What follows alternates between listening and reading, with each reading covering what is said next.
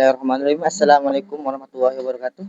Waalaikumsalam warahmatullahi wabarakatuh. Di sini saya Muhammad Nasrul Ihsan akan menjadi host di dalam podcast ini, dan di sini saya telah bersama narasumber yaitu teman saya. Silakan memperkenalkan diri.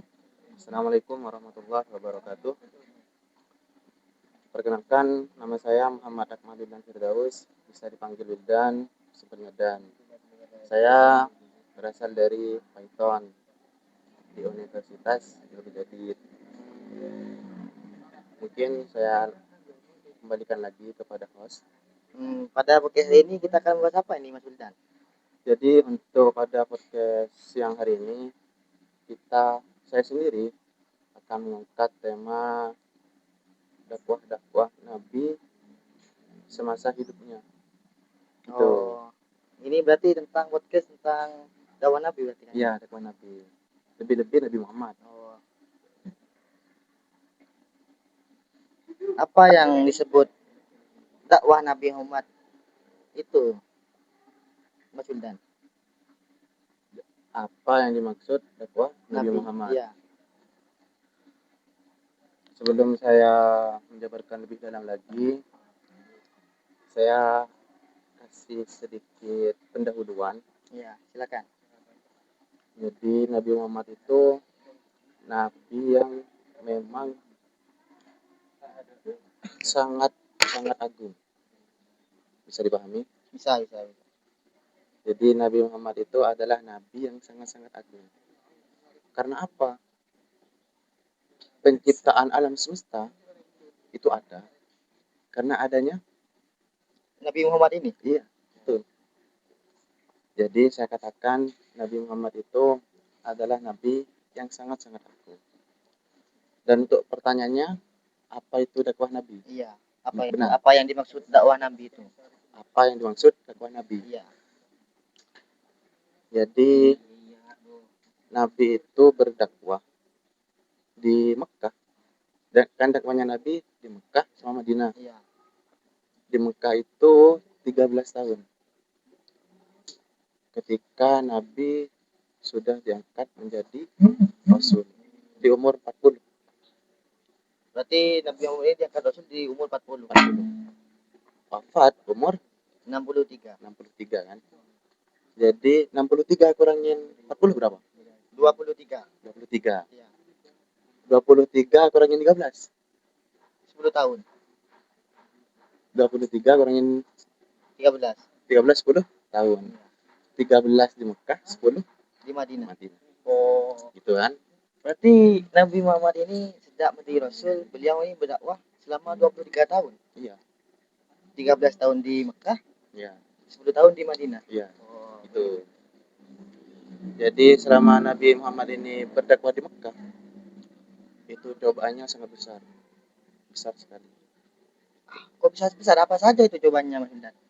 Karena masa di Mekah itu memang masa jahiliyah kaum Quraisy. Banyak pemberontakan, pembentangan, gitu-gitu.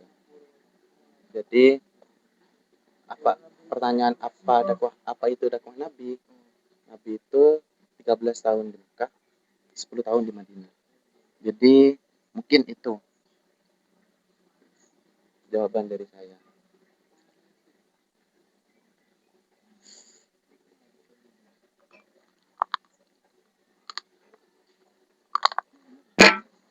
Bagaimana sih kondisi masyarakat Arab itu sebelum Nabi Muhammad ini berdakwah? Bagaimana kondisinya? Kondisi bangsa Arab. Iya. Sebelum Nabi Muhammad berdakwah. Kan sampean bilang itu bahwa mereka itu kaum jahiliyah. Oh, iya. Bagaimana kondisinya itu pada saat itu? Saya kasih gambaran ya. Iya. Dulu sebelum adanya Nabi, kaum jahiliyah ini kan di Arab, di Mekah khususnya, itu kan ada Ka'bah kan? Iya. Dari Nabi Ibrahim. Ya, sejak zaman Nabi Ibrahim itu kan Ka'bah. Iya. Tapi kalau kita selami lebih dalam lagi, semenjak Nabi Adam itu turun, sejarahnya, Ka'bah itu ada. Bukan berarti Nabi Ibrahim ini cuma merenovasi. Iya. Oh. Jadi sebelum Nabi Adam itu turun, Ka'bah itu sudah ada. Sudah di sana gitu. Dan untuk kaum jahiliyah, kembali lagi ke pembahasan. Iya. Kaum jahiliyah itu dulu di sejarahnya ketika tawaf kan? Apa tawaf? Mengelilingi Ka'bah. Ya, mengelilingi Ka'bah. Ya. Mengelilingi Ka'bah itu kaum jahiliyah tidak mengenakan busana. Tidak menggunakan pakaian, Tidak menggunakan pakaian. berkeliling. Berkeliling Ka'bah. Itu kaum jahiliyah. Mereka beranggapan bahwasanya Ka'bah itu tempat yang suci kan. Ya. Dan pakaian kita itu mereka beranggapan itu banyak najisnya. Jadi mau tidak mau tawaf dalam keadaan tubuh telanjang. Laki-laki perempuan itu tidak Iya. berbusana. Iya, gitu. Jahil banget itu. Jahil banget itu. Jahil banget. Apa lagi kondisinya pada situ selain itu, Mas Wildan? Banyak pembunuhan gitu. Lebih-lebih anak kecil gitu. Banyak yang dibunuh di sana. Jadi seperti itu. Kan sampean tadi bilang bahwa Nabi Muhammad ini menjadi rasul itu pada usia 40 tahun. Iya. Di mana sih Nabi Muhammad itu menerima wahyu pertamanya sebagai rasul? Menerima wahyu pertama. Iya. Jadi sejarahnya itu Nabi Muhammad ketika menerima wahyu, mendapatkan wahyu itu bertempatan di Gua Hira. Jadi untuk pertanyaannya, Ya. ini jawabannya udah simple. Gua Hira itu. Aduh. Kan sampean tadi Mas Wildan sudah mengatakan bahwa Nabi Muhammad ini mendapatkan wahyu di Gua Hira. Siapa sih yang menyampaikan wahyu pertama ini kepada Nabi Muhammad di Gua Hira itu? Siapa yang menyampaikan wahyu Iya. kepada Nabi Muhammad? Iya. Pertanyaannya gitu kan? Iya. Jadi untuk yang menyampaikan wahyu itu malaikat. Dan malaikat yang mempunyai tugas menyampaikan wahyu itu cuma satu. Malaikat Jibril. Oh. Pada saat itu berarti saat di Gua Hira itu Nabi Muhammad itu didatangi oleh malaikat Jibril. Iya gitu. Dan malaikat Jibril menyampaikan wahyu itu. Iya. Apa sih wahyu pertama itu, Mas Wildan? Kalau wahyu pertama itu yang disampaikan malaikat Jibril dan malaikat Jibril ini langsung dari Allah. Itu Quran surah Al-Alaq ayat 1 sampai 5. Iqra, bacalah. Kalau kita pahami, dalam-dalam. Tinggi. Itu adalah wahyu pertama yang disampaikan malaikat Jibril langsung kepada Nabi Muhammad. Jadi surah Iqra Al-Alaq. Berarti wahyu pertama itu surat Al-Alaq ayat 1 sampai 5. Kan setelah kita sudah membahas tadi kan tentang Nabi Muhammad di Rasul dan tentang masyarakat jahiliyah pada saat itu. Kita lanjut ke pertanyaan berikutnya, itu apa sih tujuan Nabi Muhammad ini berdakwah di Mekah pada saat itu, Mas Wildan? Oh, jadi tujuan Nabi Muhammad berdakwah di Mekah, salah satu contohnya itu tujuannya itu untuk menanamkan akidah, menanamkan tauhid di masyarakat Mekah pada saat itu. Kan waktu itu sebelum datangnya Nabi itu kan kaum Quraisy, bangsa jahiliyah itu kan masih jahil. Jadi datangnya Nabi Muhammad untuk meluruskan hal-hal itu. Jadi seperti itu. Kan Anda sudah bilang tadi itu bahwa Nabi Muhammad itu dakwah di Makkah itu kan 13 tahun ya? Iya, 13 tahun. Kan di situ kalau nggak salah itu Nabi Muhammad itu pernah dakwah sembunyi-sembunyi. Apa sih yang dimaksud dakwah sembunyi-sembunyi itu, Wildan? Yang dimaksud dakwah yang sembunyi-sembunyi itu namanya dakwah sirriyah.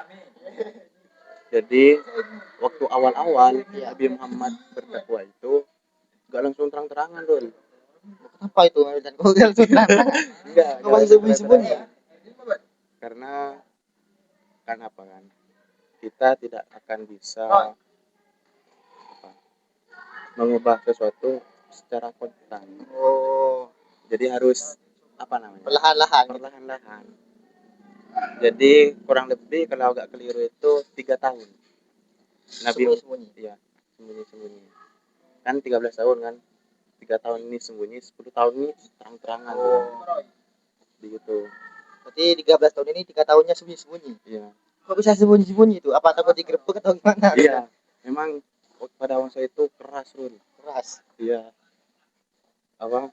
Nabi Muhammad tuh berfatwa seperti ini langsung Dikecam. langsung mau dibunuh gitu-gitu. Jadi coba bayangkan Darul, gimana perjuangan beliau. Jadi gitu. Berarti sangat berat ini Mas. Sangat berat. Berarti beliau ini dakwah sembunyi-sembunyi karena pada saat itu berbahaya berarti. Iya, berbahaya untuk terang-terangan. Iya. Jadi seperti itu Rul. Kan sampean sudah menjelaskan tadi bahwa 3 tahun ini beliau itu berdakwah sembunyi karena masyarakat pada saat itu menolak kan. Iya, menolak. Siapa sih orang pertama yang masuk Islam pada saat itu kan? Beliau ini dakwah sembunyi-sembunyi kan? Iya. Tidak langsung terang dengan siapa Ya, yang masuk Islam pertama itu. Jadi untuk orang Islam yang masuk Islam pertama kali itu langsung istrinya beliau dulu, Nabi Muhammad. Jadi itu Sayyidina Khadijah Al-Kubra binti Khuwailid. Iya. Jadi orang pertama yang masuk Islam di dalam sejarah Islam itu Sayyidina Khadijah.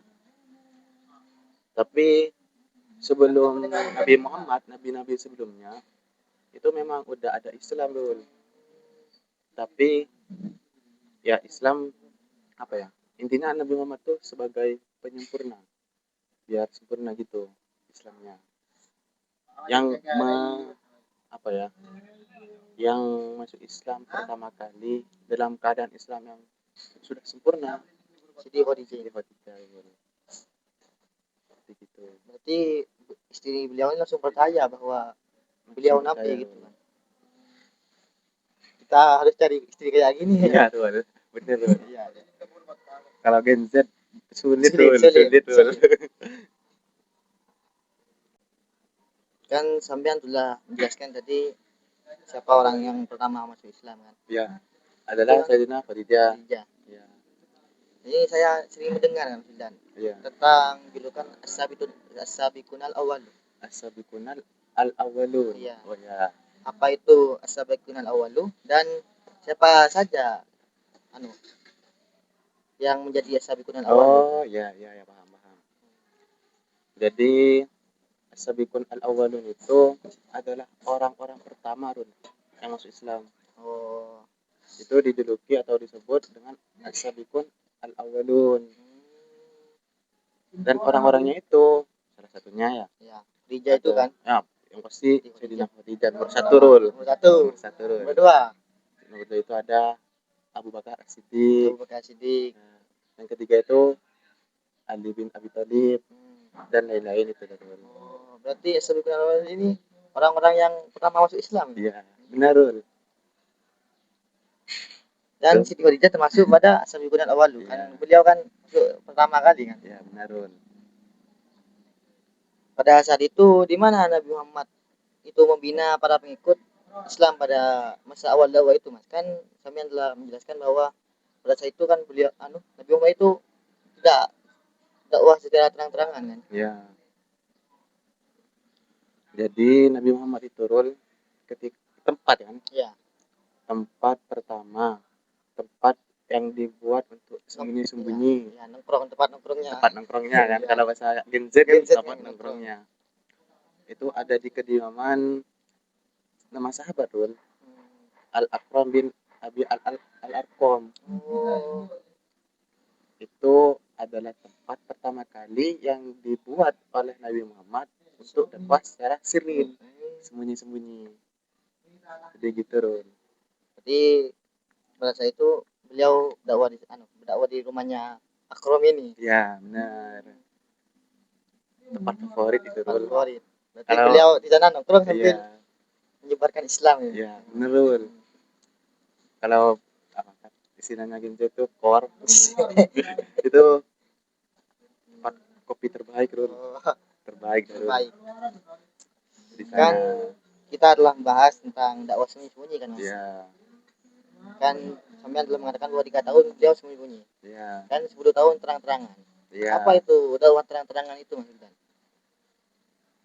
Yang dan kan pertanyaannya apa yang dimaksud dakwah yang Terang-terangan. terang-terangan? Iya. Apakah beliau langsung dakwah pakai speaker ya? Oh, gak ada speaker gitu Rul, Gak gak ada. ada Rul.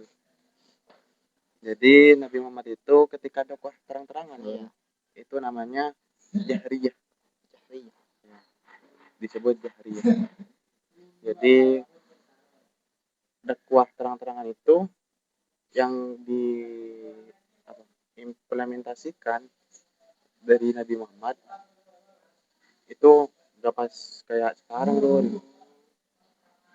Maksudnya itu gak pas kayak speaker, Pakai sosmed. pakai Gak ada. sosmed, gak ada Rul, gak ada Rul. Andaikan dulu ada, mungkin viral ya Rul. Mungkin Viral. viral. Jadi itu yang dimaksud dakwah terang-terangan, dan cara penyampaiannya itu apa Rul? Ya face to face itu, Oh. lemah lembut Rul, lagi Rul. Itu. Apa maksa? Masuk Islam kayak gitu. Enggak gitu. Islam enggak kayak gitu Rul. Gitu. Islam itu indah. Islam itu enggak. Islam itu Oh, indah. iya, iya. Jadi seperti itu Rul. Berarti terang-terangan ini face to face gitu. Face to face.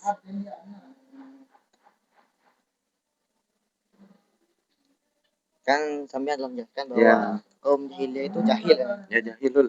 Kan sampean juga bilang bahwa Rasulullah itu berdakwah sembunyi-sembunyi karena Ya. ditolak oleh kaum Quraisy pada saat itu. Ya. Kenapa kok kaum Quraisy itu menolak Nabi Muhammad? Kan padahal sampean sudah bilang bahwa Islam itu indah Ya. dan lain-lain kan. Kenapa kok ditolak masih kan? Jadi pertanyaannya itu kenapa kaum Quraisy kan Iya. yang menolak dakwahnya Nabi Muhammad? Kok bisa menolak gitu kan? Sudah Oh, ya. Benar. damai dan lemah lembut penyampaiannya, Iya. kok masih ditolak gitu? Karena apa? Yang pertama nih, Ya. yang paling urgen, yang paling apa ya? Penting kenapa kaum Quraisy itu menolak kepada Nabi Muhammad itu satu Rul, pertama. Kenapa? Karena takut kekuasaan kaum Quraisy itu terlengserkan dulu. Jadi gitu. Jadi mereka khawatir akan Muhammad Iya. itu mereka kekuasaannya itu jadi terlengserkan dulu.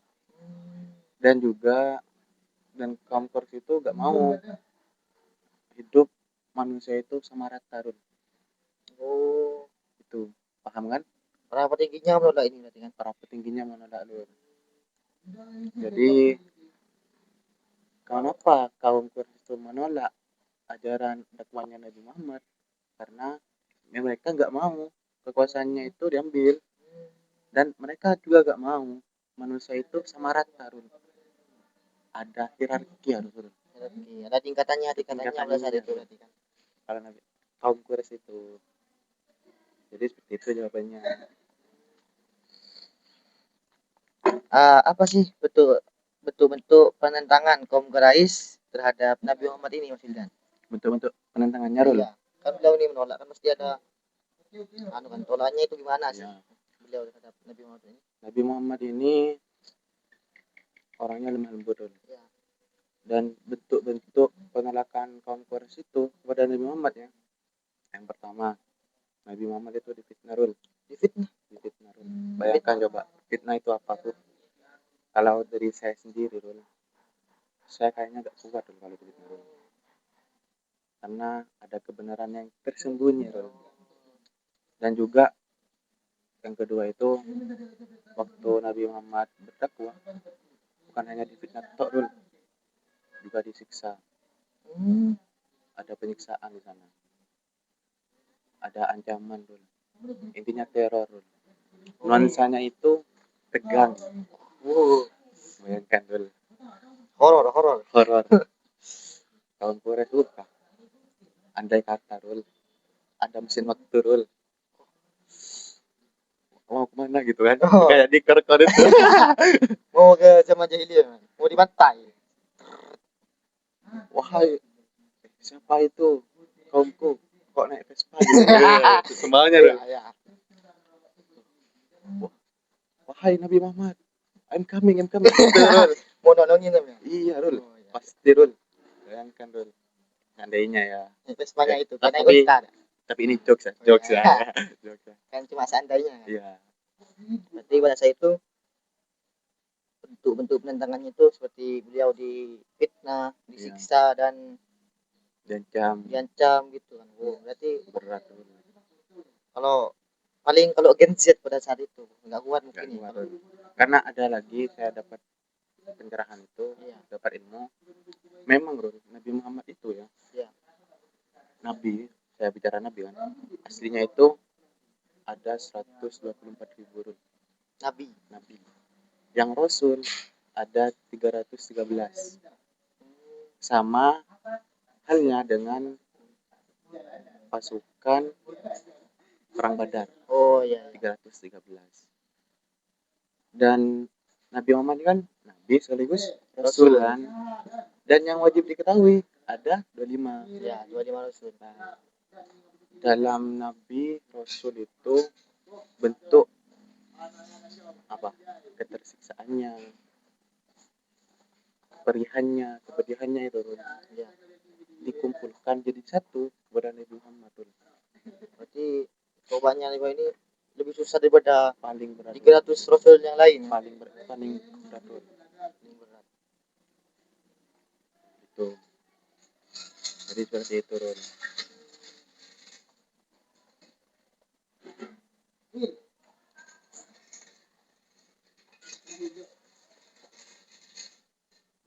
Siapa itu Bilal bin Rabah dan bagaimana perjuangannya dalam Islam? Mas Wildan. Jadi pertanyaan gimana pertanyaannya?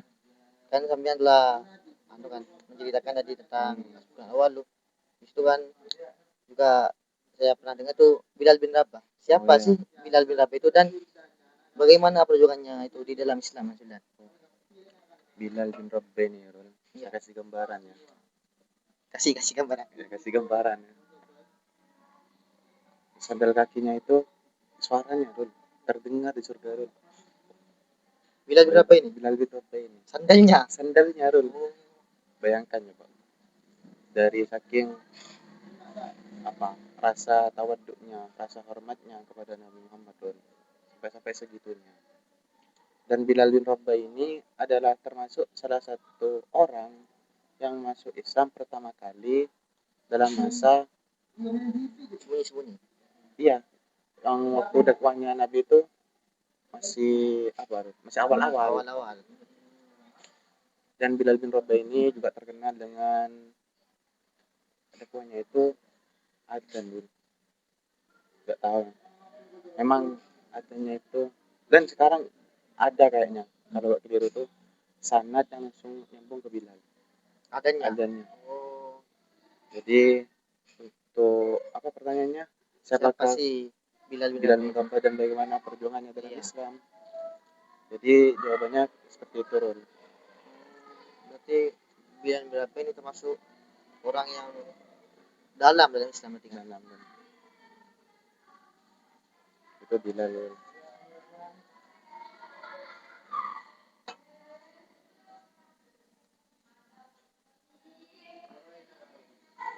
Kan sampean telah menjelaskan tentang dakwah sembunyi-sembunyi, terang-terangan. Apa sih hikmahnya yang bisa kita ambil dari dakwah sembunyi-sembunyi itu, Mas Wildan?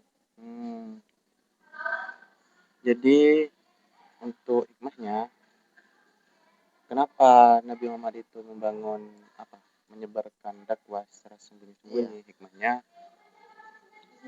untuk mempersiapkan kader-kader muslim dulu sebelum menghadapi tantangan yang lebih besar. Jadi kan nih saya kasih gambaran lagi. Iya.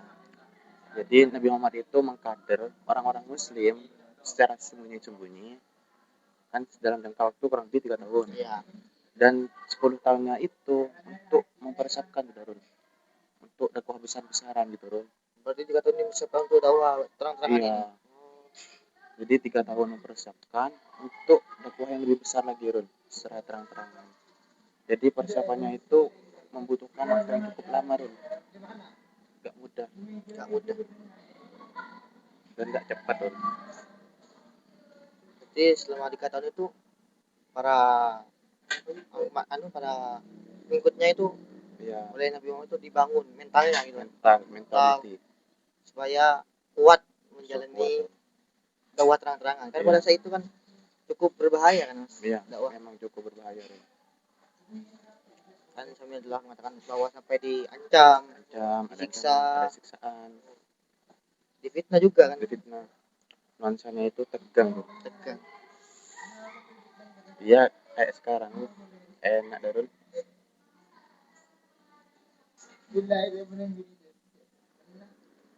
Setelah dengan dakwah ini kan itu saya pernah baca juga itu ada tahun kesedihan. Apa sih itu tahun kesedihan kita? Tahun kesedihan. Iya. Jadi tahun kesedihan itu, Rul, apa ya? Tahun ketika Nabi Muhammad itu kehilangan 2 pendukung utama, Rul. 2 pendukung. Iya. 2 pendukung ini siapa? Nah, 2 pendukung ini ada Khadijah dan Abu Thalib, Rul, yang sangat berpengaruh dalam kehidupan dan dakwah beliau. Jadi Sayyidina Khadijah dan Abu Thalib itu memang pengaruhnya itu powernya besar, Rul, untuk dakwahnya beliau. Jadi dinamakan tahun kesedihan itu. Jadi pada tahun itu 2 orang terdekat Nabi itu meninggal dunia gitu. Iya, Rul. Itu Istri beliau yaitu Siti Khadijah dan paman beliau itu ya Abu Thalib. Di 2 orang terdekatnya. Iya. Nabi, Rul, dari kecil yatim, agak besar jatuh, masih kehilangan istri, kehilangan ini. Dirawat oleh paman beliau dan Ada tisu, Rul. cukup sedih ya. Sulit, Rul. Jadi pada saat itu istri dan paman beliau Iya, Rul. yang meninggal dunia. Kalau pas saya bayangkan itu Mas, Bayangkan, Rul. paman yang merawat kita dari kecil sama istri kita yang mendukung kita dari nol Nah, Rul, meninggalkan kita. Cukup sedih pasti beliau. kan ada itu, Rul. Iya. Di religi TikTok, Rul. Iya. Apa itu? Apa? Nabi Muhammad bilang sih apa Khadijah. Siapakah yang akan menjadi hambaku, Khadijah? Lihat saja nih. Kan langsung transisi Iya. Mekah keliling itu, Rul. Iya. Itu, Rul. Dari saking berpengaruhnya Sayyidina Khadijah terhadap kehidupan Rasulullah. Kan Siti Khadijah itu kan juga donatur utama kan, Mas? Donatur utama, Rul. Kan Konglomerat, Rul. konglomerat pada saat itu kan. Dan pedagang terkenal kan. Iya. Dan ceritanya itu tahu faktanya. Iya. Yang nembak dulu ini bukan Nabi, Rul. Siapa? Dari Sayyidina Khadijah. Oh, berarti yang nembak duluan itu bukan Nabi tapi Siti Sayyidina Khadijah. Khadijah. Bayangkan, Rul. Dan kita bisa meniru. Tunggu ditembak dulu. Iya, Rul. Itu bisa menjadi hikmah juga, Rul, di sana. Berarti tidak harus lelaki dulu yang nembak kan? Tidak, Rul. Kenapa? Khadijah pernah nembak Nabi. Tapi kan sekarang kan pada zaman ini kan banyak orang yang gengsi kan nembak dulu siapa itu. Lebih banyak iya, Rul. Kebalik yang Rul. Ada pergesekan zaman. Iya. Kan ada juga kan beberapa hal-hal besar kan Mas pada zaman Nabi itu kayak Isra Mi'raj. Apa sih itu Isra Mi'raj? Iya. Jadi Isra Mi'raj itu Rul, perjalanan Nabi ya. Iya. Jadi Masjidil Haram ke Masjidil Aqsa. Dari Masjidil Haram ke Masjidil Aqsa ke Sidratul Muntaha. Itu Oh, iya iya. paham kan? Dan di sejarahnya Nabi itu menunggangi hewan kendaraan yang bernama buruk. Buruk. Buruk. Bukan Vespa. Bukan Vespa. Bukan Vespa. Bukan Vespa. Bukan. Oh. Namanya buruk. Dan diceritakan juga di sejarahnya kecepatannya Rul. Kecepatan Nggak masuk akal Rul. Kok bisa kok masuk akal? setara RX kah? Kenapa? Setara RX King kecepatannya RX King tuh 1 juta banding 1 Rul. jauh banget berarti. Jauh banget Rul. Oh. Bayangkan kedipan mata, secepat kedipan mata. Hilang Rul, gitu Rul. Dan kan dari Masjidil Haram kan Iya. ke Sidratul Muntaha. Sidratul Muntaha tahu di mana? Di langit. Dari Masjidil Haram ke Masjidil Aqsa. Iya. Masjidil Aqsa ini di Palestina Rul. Palestina. Sekarang masih diperjuangkan. Berarti dari Mekah ke Palestina. Gitu. Oh. Gini man. Seandainya kalau pakai Vespa itu bertahan. Karena Vespa Rul bertahun berbulan-bulan paling. Oh, bulan-bulan. Iya. Tapi buruk enggak gitu. Berarti bahkan teknologi pada zaman ini tuh tidak bisa mengimbangi buruk gitu. Enggak bisa. Pesawat aja kan butuh berjam-jam kan. Enggak bisa Rul. Apalagi Vespa bulan-bulan kan sampai. Ya itu. Karena kita berpikir bahwasanya kuasa Allah itu sangat luar biasa. Cuman nyampe. Dan dari Sidrat Masjidil Aqsa ini ke Sidratul Muntaha. Ke langit tuh. Dan ketika sudah berhadapan langsung dengan Allah, tugasnya Nabi Muhammad itu apa? Sama Allah diberikan kewajiban untuk sholat 5 waktu ini yang kita kerjakan hari ini. Iya. Dan awalnya itu enggak 5 Rul, banyak Rul. Ditawar, akhirnya sampai 5 waktu ini. Dan meskipun 5, banyak enggak sholat Rul. Pada awalnya itu berapa? Kok masih ditawar? Ada yang mengatakan 70 Rul. Jadi dari 70 itu Nabi bersusah payah. Bukannya 50 Mas? Ada yang mengatakan 50. Berarti dinego sampai tinggal 5. Dan 5 pun meskipun 5 masih banyak ketinggalan. Masih banyak enggak sholat. Apalagi subuh itu. Apalagi subuh. Sepi berat. Dan saya dapat dari baca buku. Muhammad Iqbal pernah berkata. Muhammad Iqbal ini seorang filsuf, cendekiawan India pada saat itu. Muhammad Iqbal itu pernah berkata seperti ini. Andaikan saya Iqbal naik ke langit ke-7 ke Sidratul Muntaha, langsung berhadapan dengan Allah, niscaya saya tidak akan turun lagi ke bumi Rul. Karena kenikmatan yang paling besar di dunia dan akhirat bertemu dengan Allah. Iya, tapi Nabi Muhammad itu masih balik ke dunia. Masih balik. Dan bayangkan, karena apa? Karena ada amanah, karena ada tanggung jawab. Jangankan Muhammad Iqbal, andaikan Wildan dulu naik ke Sidratul Muntaha, nggak mau saya ketemu sama Rul. Waduh, nggak mau ketemu saya yang keteng ini. Ngapain Rul? Enggak mau. Tapi Nabi Muhammad enggak. Masih balik. Karena ada amanah, ada tanggung jawab. Dan Nabi Muhammad adalah satu-satunya orang yang masih ketemu, yang langsung bertemu langsung Allah. Selain Nabi Muhammad gak ada. Bukannya Nabi Musa itu pernah? Bukan. Nabi Musa memang mau ketemu, tapi dengan bedanya. Kalau kasih saya gambaran tuh, bayangannya tok Rul. Berarti gak ketemu langsung berarti? Enggak. Pingsan Rul, 40 hari Rul. Tidak kuat berarti. Tidak kuat Rul. Tapi Nabi Muhammad langsung berdialog Rul. Iya. Sampai tawar-menawar juga. Tawar-menawar. Cukup hebat gitu Nabi Muhammad ini ya. Masuk hebat Rul. Jadi seperti itu. Tentang pertanyaan makna Isra Mi'raj. Jadi intinya itu Isra Mi'raj itu perjalanan Nabi dari Masjidil Haram ke Masjidil Aqsa dan ke Sidratul Sidratul Muntaha. Muntaha.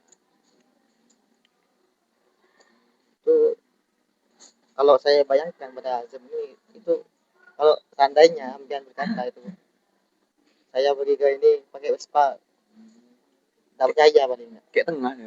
Kayak tengah, Pak. Iya, Rul. Itu apa sikap pada orang-orang pada saat Nabi Muhammad bilang bahwa beliau itu Isra Mi'raj itu gimana, Mas? Apakah ada yang percaya atau enggak? Kan itu kan Iya. tidak masuk akal. Tidak masuk akal. Satu ketipan dari Masjid Aqsa ke Iya, memang dari enggak masuk Masjid Haram ke Masjid Aqsa. Memang waktu itu kan Nabi Muhammad udah dapat apa kewajiban kan, udah dapat perintah dari Allah langsung untuk sholat 5 waktu. Nabi Muhammad ke bumi untuk menyampaikan dakwahnya, dan memang banyak penolakan, Banyak yang enggak percaya. nggak percaya. Dan satu-satunya orang yang percaya bahwasanya Nabi Muhammad itu benar itu adalah Abu Bakar As-Siddiq. As-Siddiq. Jadi Abu Bakar ini enggak langsung tanya, enggak langsung apa? Nggak ada bertanya, nggak ada keraguan dulu. Abu Bakar ini nggak ada keraguan dengan Nabi. Bersyukur saja. Langsung percaya dulu. Jadi murni, jernih, nggak keruh. Oh, Ada keraguan sama sekali di hatinya untuk meragukan Nabi. Langsung percaya. cukup sulit cari pasti kayak gitu sekarang. Sulit tuh. Apalagi era Gen Z ini Iya, loh. kan sudah nih. Bilang OTW, masih mandi. Iya. Banyak tuh kayak gitu loh.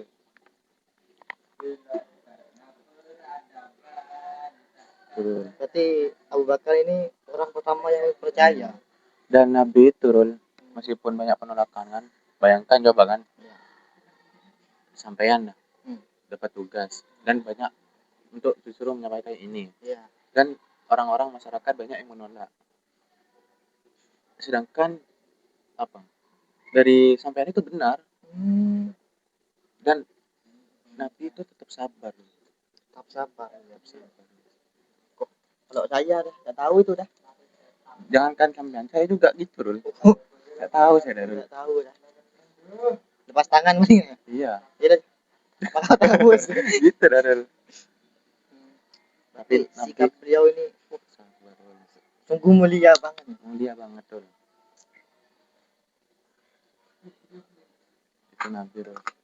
Perjuangan Nabi Muhammad.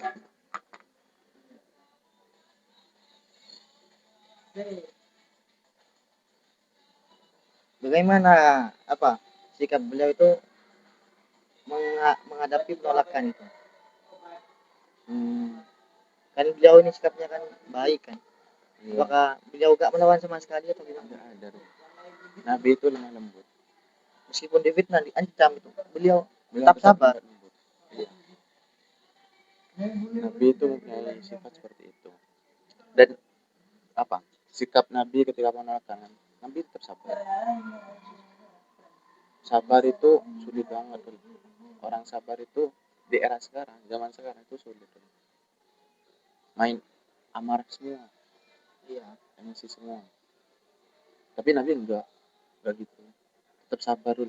Meskipun beliau difitnah, diancam, disiksa. Jangankan difitnah diancam. Apa? Jangankan disiksa diancam. Iya. Difitnah. Enggak tahu. Itu dulu. Cukup berat, tapi beliau masih tetap sabar. Iya. Nabi Muhammad. Apa strateginya Nabi Muhammad itu pada saat beliau berdakwah di Makkah itu, kan beliau kan menghadapi penolakan. Apa sih strateginya beliau untuk menyampaikannya itu? Jadi untuk strateginya beliau ketika berdakwah itu bertahap loh. Berproses, bertahap. Diibaratkan tangga naik satu, lahan-lahan. Dan hikmahnya bertahap. Apa? Keteladanan Nabi bisa kita terapkan dulu. Kita ingin ingin sesuatu, itu nggak bisa instan, harus bertahap dulu. Tauladan Nabi, dan Nabi itu apa ya? Memberikan keteladanan dulu. Saya sedikit berpuisi. Ya, silakan Mas. Apa ya? Tubuhnya Nabi itu kayak kata-kata. Meskipun nggak berkata-kata. Dengan Oh, melihatnya saja, paham. Di sikapnya saja gitu dari Mas. sikapnya saja itu sudah berkata-kata, Rul. Sudah menunjukkan Sudah kebaikan. mendakwah. Iya. Untuk dari orang yang seperti itu sulit sekarang. Jadi strateginya beliau itu perlahan-lahan, Perlahan-lahan. dan hikmah yang bisa ambil dari dakwah beliau ini itu bisa, kalau kita mengejar itu kita bisa Iya. melakukan secara bertahap kan? Bertahap. Jadi kita bisa ambil kesimpulan bahwa di dunia ini kan tidak ada yang instan kan? Tidak ada yang instan, Rul. Berarti pesugihan itu Bohong itu, Rul. bohong itu. Bohong, Rul. Slot itu. Slot apa gitu? Oh ya, Zeus Pak. Zeus. Oke, Zeus itu berarti pembohong itu kan? Bohong itu, Rul. Berarti kita sebagai umatnya ini kan harus meniru ini kan? Iya. Ahlak Nabi, Ahlak ahlak Nabi. Nabi gitu. Perbuatannya, Sunah-sunahnya gitu. sikapnya. Sikapnya. Tapi kalau sikapnya sulit kan saya. Iya, sulit, Rul. Sabar setelah difitnah dan dikecam itu kok sulit. Apalagi di zaman sekarang. Di zaman sekarang. Apalagi kalau Gen Z pada saat itu kan. Gen Z gak akan keluar, Rul. Paling bundir kan. Paling bundir. Di anu saja skripsi kadang Habis. banyak yang bundir itu di daerah Malang itu kan, katanya ditekan ke skripsi apa kadang itu sudah bunuh diri, apalagi dikecam satu suku Mas pada saat itu, diancam disiksa, Iya. difitnah, masih kuat beliau. Masih kuat. Kalau kerja paling bunuh diri, kalau nggak bunuh diri lari paling pindah desa paling. Semua dia kan apa anak lagi Nabi. Jadi gitu, Rul. Kan lihatlah menceritakan tadi dakwah beliau di Mekah kan. Iya. Apa sih pengaruh dakwah beliau itu terhadap perkembangan Islam pada saat itu? Jadi pengaruh kan? Ya. Pengaruh dakwah Mekah terhadap perkembangan Islam. Jadi Nabi itu di Mekah berdakwah untuk mempelopori, dan kalau gambarannya itu ada yang sembunyi-sembunyi kan, Ya. untuk persiapan yang terang-terangan ini masih ada, Rul, untuk yang lebih besar lagi, untuk dia di Madinah, Rul. Iya. Dan alhamdulillah ketika Nabi dakwah diterima di Madinah itu banyak penerimaan, Rul. Madinah beda sama Mekah. Iya. Berarti gini intinya kan gini, 3 tahun sembunyi-sembunyi ini untuk mempersiapkan dakwah secara terang-terangan. Iya. Dan dakwah 10 tahun terang-terangan ini mempersiapkan hijrahnya beliau ke Madinah. Iya, gitu. Dan untuk yang di Madinah, untuk persiapan apa? Dunia, Oh, gitu. berarti apa tujuan beliau ini bukan cuma ada sedesa gitu kan, seluruh dunia, kan ada pepatah yang mengatakan jika ingin menjadi pemimpin tirulah akhlak Nabi, salah satunya dengan yang pertama mempunyai cita-cita yang besar. Cita-cita Nabi besar, dari dakwah sembunyi-sembunyi terang-terangan ke Madinah dan seluruh dunia. Yang kedua, cita-cita Nabi yang besar, ingin memasukkan umat muslim seluruh dunia, alam semesta masuk surga. Seluruh dunia dari zaman beliau sampai zaman sekarang ini. Iya, Nabi Adam. Yang mulia banget. Nabi nggak akan mau kalau seumpamanya masih ada umat Islam yang ada di neraka. Bayangkan, gimana itu? Nggak mau masuk Nabi. Sekiranya seluruh umat Islam itu masuk surga semua, meskipun itu pendosa besar. Berarti beliau ini cukup mulia banget ya. Bayangkan.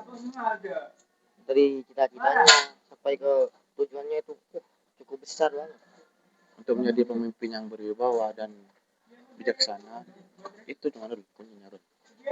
Suatu pemimpin. Bukan Seandainya Mas pemimpin sekarang mempunyai sikap seperti Kanjeng Nabi kok Indonesia ini kok majunya kayak Menurun. apa? Menandingi Eropa. Nanti Eropa, Eropa apa itu? Israel, kecil Israel itu, Israel. Kecil Lul. Amerika apalagi? Donald Trump itu apa? Donald Trump itu paling gak ada apa-apanya Ya ya. apa-apanya Rul. Putin apa itu? Kalau semuanya presidennya yang Iya. tapi enggak tahu.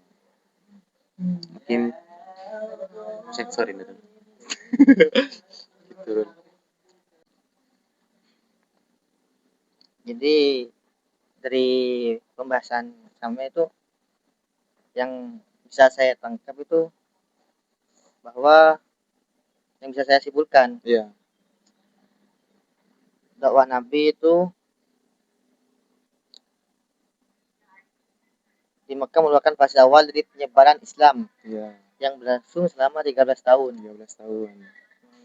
Fokus utamanya pada penanaman akidah dan tauhid, membentuk akhlak mulia dan perbaikan kondisi masyarakat yang masih berada dalam masa jahiliyah pada saat itu kan. Iya. Dakwah ini dimulai secara sembunyi-sembunyi kepada keluarga dan sahabat dekat.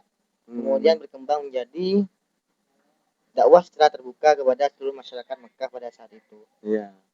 Dan pada perjalanan dakwahnya Nabi Muhammad itu menghadapi berbagai tantangan Benar. dan penentangan dari kaum Quraisy seperti Iya. ancaman, pembunuhan, penyiksaan, pemboikotan. Namun beliau itu tetap menunjukkan sikap yang sabar, Nah, itu. Benar. teguh, bijaksana dan penuh kasih sayang Benar. dalam menyampaikan ajaran Islam. Keteladanan akhlak Nabi menjadi salah satu faktor terpenting yang menarik banyak orang untuk memeluk Islam. Iya, benar. Rul.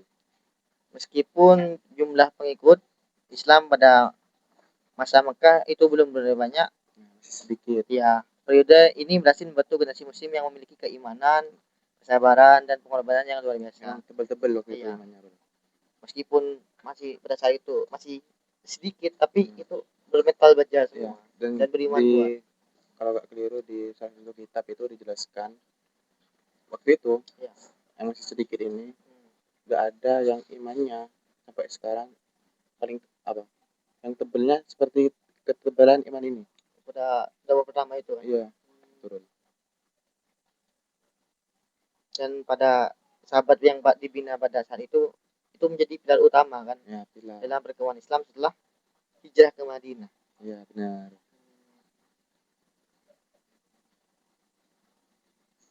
Dan dakwah Nabi Muhammad di Mekah, umat Islam dapat mengambil pelajaran bahwa keberhasilan dalam menyampaikan kebenaran memerlukan kesabaran, keteguhan hati, dan strategi yang tepat, dan juga akhlak yang baik. Iya, benar. Rul.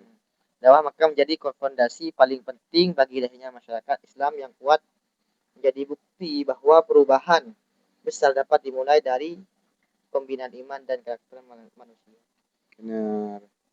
Gitu. Rul. Jadi yang bisa kita ambil itu adalah yang kita harus tiru, bukan cuma Iya. ambil, kita harus tiru itu kesabaran beliau, keteguhan hati beliau, keimanan beliau dalam menghadapi segala tantangan gitu Mas. Iya. Kalau seandainya kita memiliki kesabaran, keteguhan hati dan keimanan, itu masalah apapun beres kan. Beres, Rul. Jadi mungkin hanya begitu kan ya Mas. Ya. Podcast pada siang hari ini saya Muhammad Nasrul Ihsan Dan saya Muhammad Akmalillah Firdaus. terima kasih telah menonton podcast ini. Sekian dari kami. Wassalamualaikum warahmatullahi wabarakatuh. Waalaikumsalam warahmatullahi wabarakatuh. Kangkung, selada, sawi, brokoli dan bayam, tomat, timun, terong, lalabu, siam. Apa yang aku tanam, itu yang aku makan. Hidup yang menyehatkan, vegan, vegetarian, jalan.